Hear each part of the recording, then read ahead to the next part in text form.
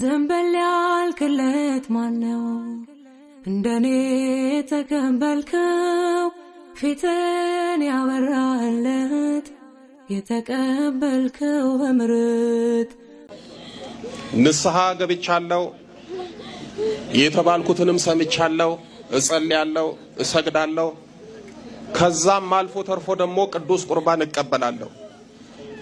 ግን መንፈሱ አይጋለጥም በህይወቴ ለውጥ የለም እንደውም እዚህ ህይወት ውስጥ ከገባ በኋላ መከራው ፈተናው በዛብኝ እግዚአብሔር ራቀኝ ይቀርበኛል ብዬ ተጠግቼ የሚሉ ሰዎች አሉ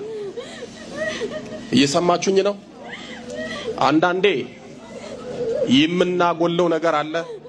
ወይ ደግሞ ገባ ወጣ ነው የምንለው ለምሳሌ ንስሐ የገቡ ሰዎች በመናፍስት ውጊያ ውስጥ ያሉ የሚጸልዩ የሚሰግዱ ቅዱስ ቁርባን የሚቀበሉ ሰዎች እግዚአብሔር ህይወታቸውን ኑሯቸውን ገንዘባቸውን እንዲባርክላቸው አስራት አያወጡ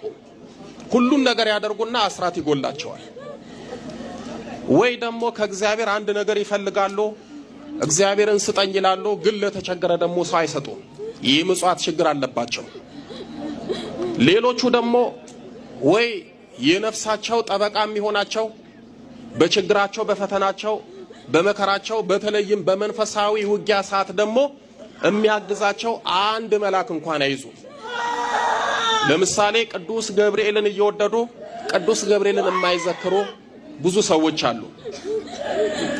ቅዱስ ሚካኤልን እየወደዱ ቅዱስ ሚካኤልን የማይዘክሩ መልኩን የማያደርሱ ብዙ ሰዎች አሉ ብዙ ሰው ብቻውን ነው የሚለፋው ብቻውን ነው የሚታገለው ንስሐ ይገባል ስጋው ደግሞ ይቀበላል ይጸልያል ይሰግዳል ይቀጠቅጣል ግን ልፋቱ የብቻው ነው የሚያግዘው መልአክ የለም የሚረዳው አንድ ቅዱስ አባት የለም በችግሩ ጊዜ የሚታደገው አንድ ሰማዕት የለም ዝም ብሎ ልፋት ይሆናል ይኸውላችሁ እየሰማችሁኝ ነው ንስሐ ገብታችሁ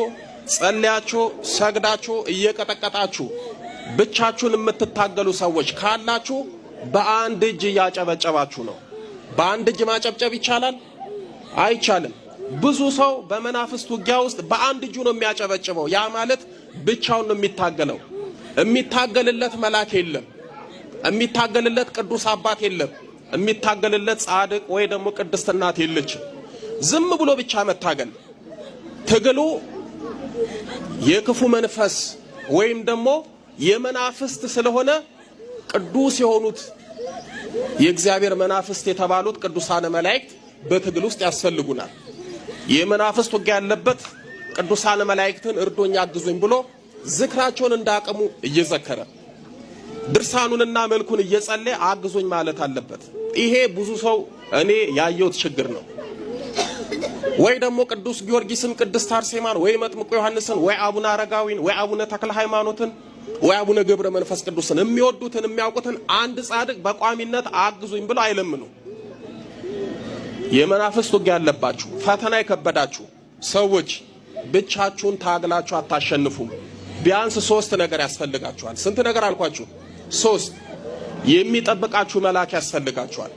ቅዱስ ሚካኤል ቅዱስ ገብርኤልን በመተት እድሳት በጥላውጊ